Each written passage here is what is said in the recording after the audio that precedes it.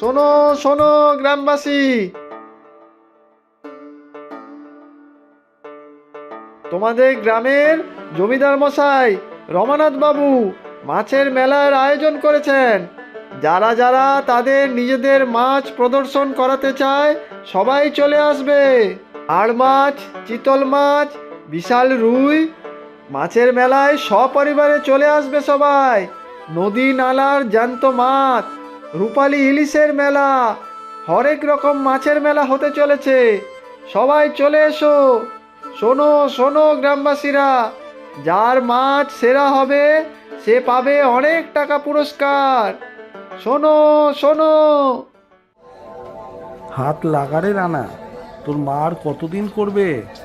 নে নে হাত লাগা, আজ অনেক টাকার দরকার, আজ অনেক টাকার মুনাফা করে নিতে হবে এখানে। কি হলোটা কি?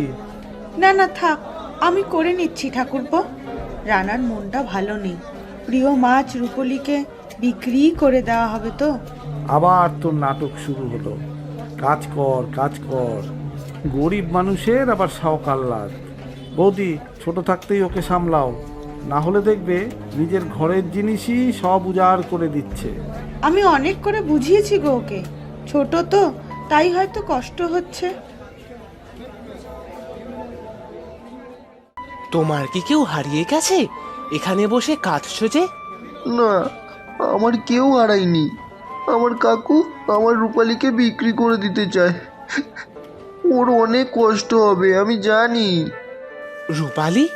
কে রূপালী? আমার মাছ রূপালী, ওকে আমি রোজ খেতে দেই। মা আর কাকু বলেছে গরিবদের নাকি বেশি শখ রাখতে নেই।